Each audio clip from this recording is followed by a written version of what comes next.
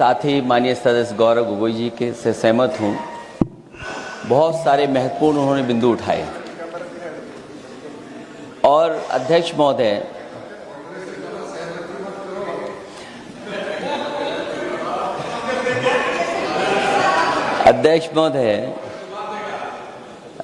मुझसे ज़्यादा मेरे रिश्ते शायद हमारे विपक्ष के लोग ज़्यादा जान रहे हैं और जितना विपक्ष के लोग नज़र रखेंगे मैं समझता हूँ उतना रिश्ते और मजबूत हो जाएंगे।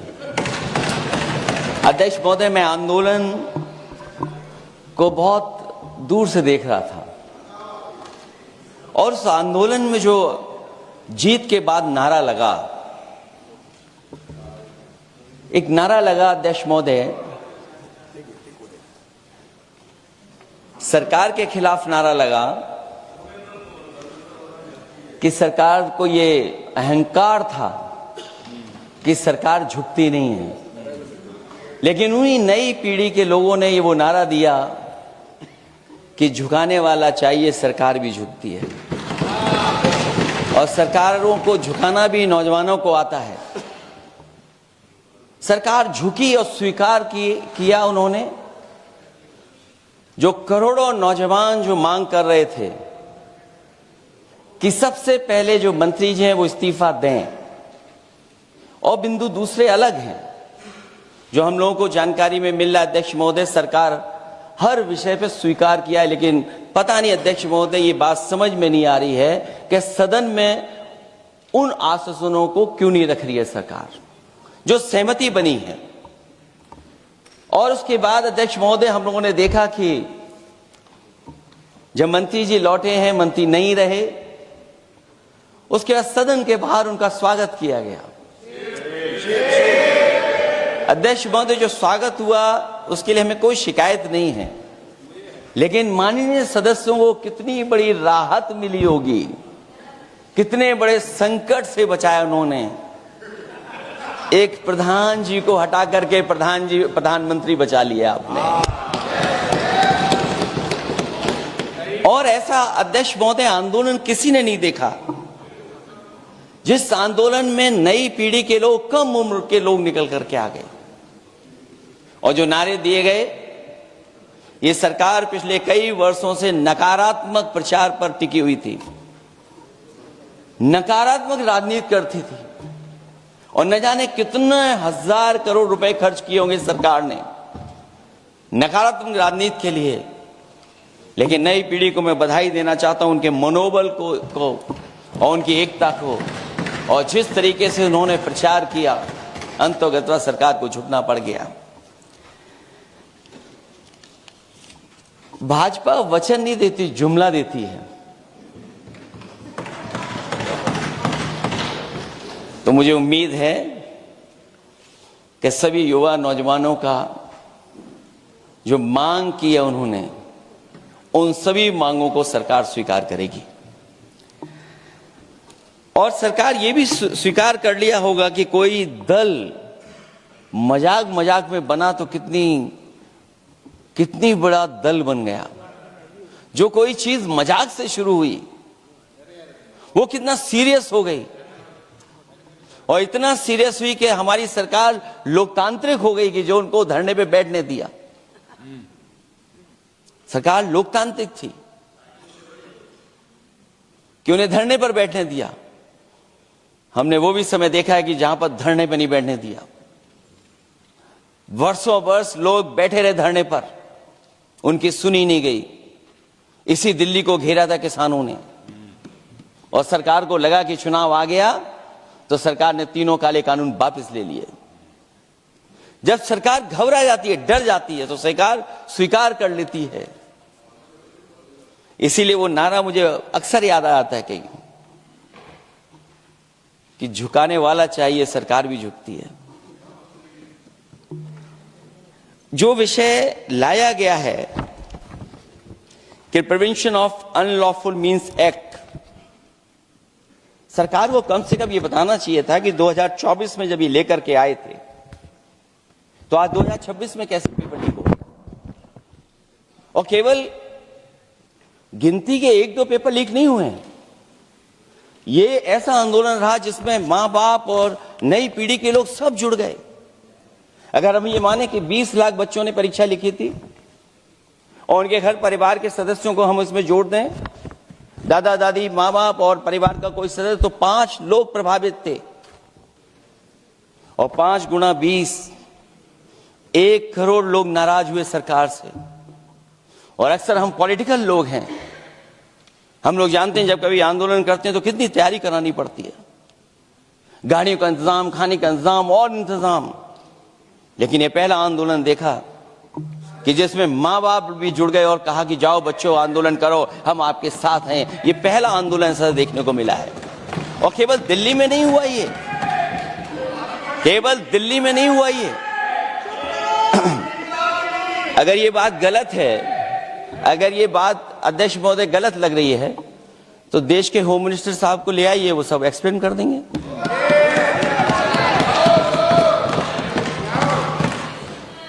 पहला आंदोलन जिसमें माँ बाप ने साथ दिया, क्योंकि परीक्षा से कितना दुखी हैं लोग। ये जो परीक्षाएं लीक हुई हैं,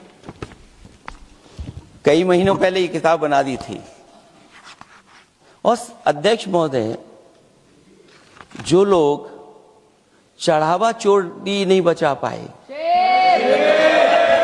वो पेपर लीक कैसे बचा पाएंगे? जो भगवान के दरबार से दान गायब हो गया, दान चला गया, वो लोग पेपर लीक बचाएंगे? किस कानून को, जो कानून पहले बनाया उसी कानून का संशोधन करके लेकर आए? किसकी आंखों में आप धूल झोंक रहे हैं? और अगर कानून से बच रहा होता तो भाजपा की 10 साल की सरकार में 20 परीक्षाएं कैसे लीक हो गई? 20 परीक्षाएं लीक हुई अध्यक्ष महोदय, जिसमें कोर्ट तक जाना पड़ा, उसके बाद परीक्षा रद्द हुई है।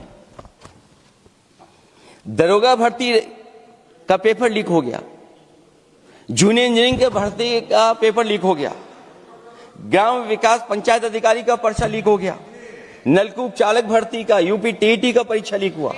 और एक बार नहीं हुआ, 3 बार पेपर लीक हुआ यूपी टेट का। हाई स्कूल बोर्ड का परीक्षा लीक कर दिया, इंटरमीडिएट की बोर्ड की परीक्षा लीक हुई, इंटरमीडिएट का फिर परीक्षा का लीक हुआ, कई बार हुई। सिपाही भर्ती लीक हुई। आप सोचिए कितनी परीक्षाएं लीक हुई हैं। और नीट परीक्षा कोई पहली बार लीक नहीं हुई, दोबारा लीक हो गई, कानून बनने के बाद लीक हुई। सहायक प्रोफेसर भर्ती लीक है, लेखपाल भर्ती लीक हुई। यूपी जैसे स्टेट, जो सबसे बड़ा स्टेट है, जहां से प्रधानमंत्री चुन करके आते हो, वहां तक पेपर लीक हो जा रहा है। और जो संस्था परीक्षा एग्जामिनेशन करा रही है, वो एनटीए में भी आउटसोर्स कर दिया आपने। हम विपक्ष के लोगों को तो डर ये लगता है अध्यक्ष महोदय, कहीं ऐसा ना हो कि ये पूरी सरकार को आउटसोर्स कर दें। आउटसोर्स सरकार है, जो सबसे विश्वसनीय संस्था है, उसमें आउटसोर्स पे आपने कर्मचारी को रखा हुआ है। किस बात की जवाबदेही है? यही अकाउंटेबिलिटी है आपकी? कहीं अकाउंटेबिलिटी ये तो नहीं है, आप अकाउंटेबिलिटी को ये कहीं समझ बैठे हो कि अकाउंट को भर दे वो एबिलिटी वाला ही हमें चाहिए? कहीं वो अकाउंटेबिलिटी तो नहीं है। आप बताइए, एनटीए को आउटसोर्स किया हुआ है आपने। जिस संस्था की जिम्मेदारी है महत्वपूर्ण परीक्षा कराने की, उसमें सब आउटसोर्स। और ये सच कहा कि कांग्रेस पार्टी के हमारे सदस्य ने मांग की है कि वो हम लोगों को पता होना चाहिए आखिरकार कौन लोग थे जो आउटसोर्स होकर के बैठ करके परीक्षा में इस तरह की घोटाला कर रहे थे। आखिरकार जवाबदेही क्या है, किसकी थी? और फिर केवल नीट की परीक्षा की बात करें और परीक्षाओं की बात करें, अगर हम अध्यक्ष महोदय, जब से सरकार बनी है तब से सरकार की कोशिश रही है कि शिक्षा, परीक्षा और यूनिवर्सिटी का ताना बाना पूरा ध्वस्त हो जाए, उसको एक रंगी बना दें हम। उसमें अंडरग्राउंड अनरजिस्टर्ड लोग शामिल हो जाएं। ये पिछले जब से भारतीय जनता पार्टी की सरकार आई है तब से हो रहा है। और फिर शुरुआत कहां से होती है? क्योंकि आप नहीं चाहते कि देश के गरीब लोग पढ़ें लिखें आगे बढ़ें। सरकार ने सबसे पहले हमला किया प्राइमरी स्कूल पर, और प्राइमरी स्कूल कितने बंद किए हैं आपने? जहां से बच्चे की शिक्षा की यात्रा शुरू होती है। एक गरीब परिवार का बेटा बच्चे कहां से पढ़ करके निकलते हैं? सबसे पहले प्राथमिक शिक्षा सरकारी स्कूलों से पढ़ करके निकलते हैं। हमारे बहुत सारे माननीय सदस्य होंगे, वो उन्हीं प्राथमिक विद्यालयों से पढ़ करके आज इस सदन तक पहुंचे होंगे। आपने सबसे पहले स्कूलों पे हमला किया, और प्राइमरी से लेकर के नौकरी तक पे आपने हमला किया है। युवाओं के भविष्य पर आपने चोट पहुंचाने का काम किया है। और जो प्राइमरी स्कूल जो आपने बंद किए हैं, वो इसीलिए बंद किए हैं आपने कि पिछड़े, दलित और गरीब के वर्ग के परिवारों के बच्चे पढ़ लिख न जाएं। क्योंकि आज भी अगर हम देखते हैं प्राइमरी स्कूल में कौन पढ़ने जा रहा है? सबसे समाज के गरीब परिवार के बच्चे पढ़ करने जा रहे हैं। सबसे पहला हमला आपने वही किया, और इसीलिए किया क्योंकि नींव पर ही अगर हमला होगा तो ये आगे नहीं बढ़ पाएंगे। जो आंकड़े सरकार के बताए गए हैं, 1 लाख से ज्यादा सरकारी प्राइमरी स्कूल बंद कर दिए सरकार ने। और अगर ये बात गलत है तो हमें उम्मीद है सरकार इस पर भी जवाब देगी। और अगर हम आंकड़े निकालें तो जो आंकड़े दिखाई दे रहे हैं, यूपी में सबसे ज्यादा प्राइमरी स्कूल बंद हुए हैं। और ये सरकार के आंकड़े हैं कि 7 लाख से ऊपर विद्यालय थे जो अब 6 लाख रह गए हैं। और यूपी में तो सबसे ज्यादा बंद हुए हैं। उत्तर प्रदेश में 26,386 सरकारी प्राइमरी स्कूल बंद कर दिए सरकार ने। और केवल प्राइमरी स्कूल बंद नहीं किए हैं, नौकरी पे भी हमला किया है। 69,000 शिक्षक भर्ती को लेकर के बड़े पैमाने पर घोटाला किया गया। और घोटाला इतना बड़ा है कि वो सभी कोर्टों में गए हैं और पिछले कई वर्षों से आंदोलन कर रहे हैं। कोई स्थान नहीं बचा अध्यक्ष महोदय जहां पर वो शिक्षक भर्ती के लोग न गए हों। मंत्रियों के यहाँ गए हैं, आंदोलन किया है, हाई कोर्ट गए हैं, सुप्रीम कोर्ट गए हैं। लेकिन देखिए सरकार भी कमाल की है कि सरकार उनको नौकरी नहीं देना चाहती। और इसलिए नौकरी नहीं देना चाहती है क्योंकि उन्होंने भर्ती गलत की है। और भर्ती में जिन लोगों का अधिकार छीना है वो सबसे ज्यादा पिछड़े और दलित परिवार के बेटे, जिनका अधिकार इस सरकार ने छीना है।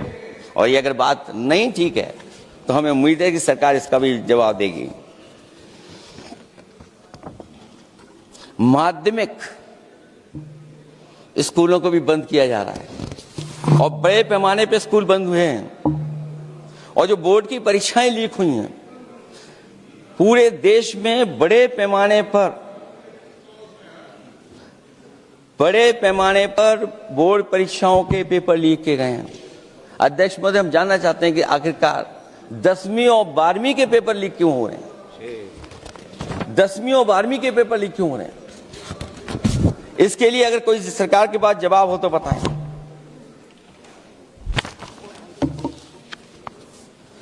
और जो बच्चियों ने जान दी है नीट की परीक्षा में, जब परीक्षा का पेपर लीक हो गया है, अध्यक्ष महोदय, मैं अपनी तरफ से, पार्टी की तरफ से और सभी की तरफ से उन्हें श्रद्धांजलि देता हूं। और हमें उम्मीद है कि सरकार उन बच्चों की मांग मानेगी जिन बच्चों ने ये शर्त रखी है कि उनके परिवार के लोगों को 1 करोड़ मुआवजा दिया जाए।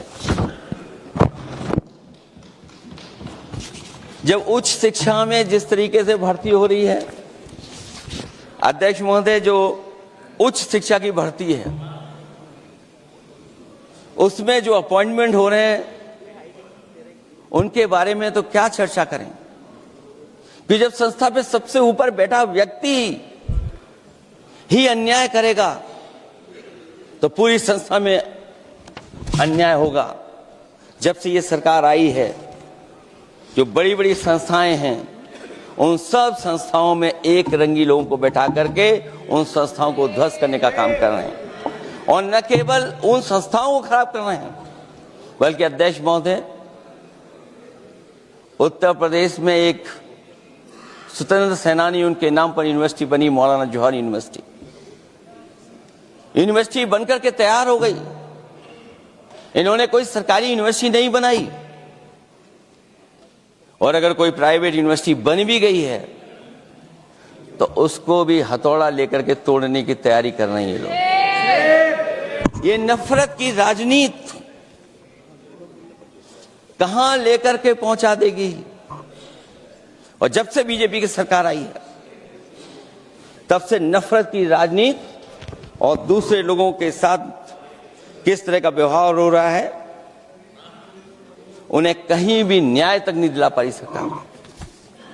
और जब नौकरी की बात आ जाए तो अध्यक्ष महोदय, अग्निवीर भर्ती में भी जो हर साल में कितनी भर्ती होती थी, कभी 80,000 भर्ती हुआ करती थी, अब भर्ती केवल 10,000 हो पा रही है। आखिरकार अध्यक्ष महोदय, सरकार नौजवानों की पढ़ाई और नौकरी पे हमला क्यों कर रही है, और नौकरी पे हमला क्यों हो रहा है? जब आप ये कहते हैं कि हमारे नौजवान हमारी डेमोग्राफिक डिविडेंड बन करके आए हैं, कहीं यही नौजवान हमारी आपदा न बन जाए, इसके बारे में भी सरकार को सोचना चाहिए। और मैं ये जरूर कहना चाहता हूं कि अध्यक्ष महोदय, अगर शिक्षा अच्छी होगी, परीक्षा सच्ची होगी, तो तरक्की भी पक्की होगी। और ये तरक्की नहीं चाहते हैं, इसीलिए शिक्षा पर और परीक्षा पर हमला कर रहे हैं। मैं इन्हीं शब्दों के साथ अध्यक्ष महोदय आपका धन्यवाद देता हूं। और जो बिल लेकर के आए हैं आप, बिल तो 24 में भी लेकर के आए थे आप, जो 24 में बिल लेकर के आए थे, उसके बाद नीट परीक्षा का पेपर लीक क्यों हो गया, ये आप बता देना मंत्री जी। आपको एक कानून बनाने के बाद दूसरा कानून बनाना पड़ रहा है, ये क्या वजह है? और आपको मंत्री जी का स्वागत इसलिए करना पड़ रहा है कि आपको संकट से बचा लिया। और अगर अखिलेश जी तो समाजवादी है, मैं पूछना चाहता हूं कि छात्रों का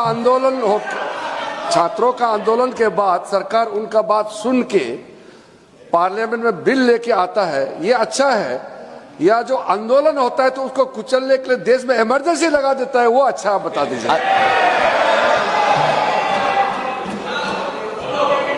अध्यक्ष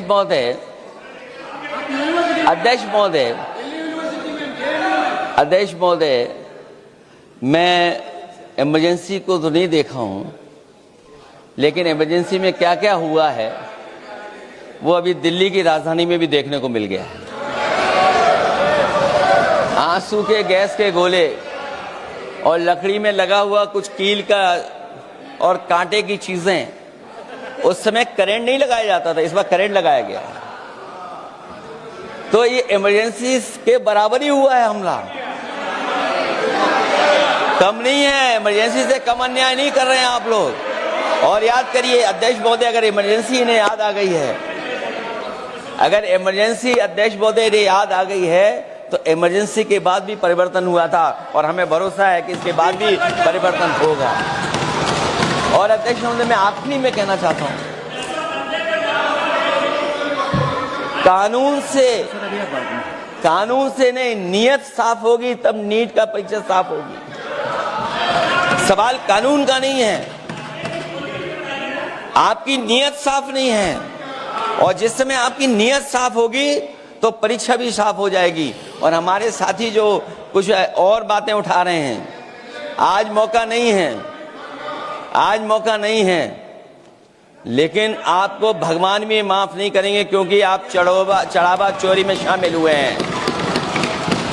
और चढ़ावा ही नहीं, जो गुप्त दान था वो भी चोरी हुआ है, गुप्त दान। और ये पाप की श्रेणी में नहीं आता है, महापाप की श्रेणी में आता है। अखिलेश जी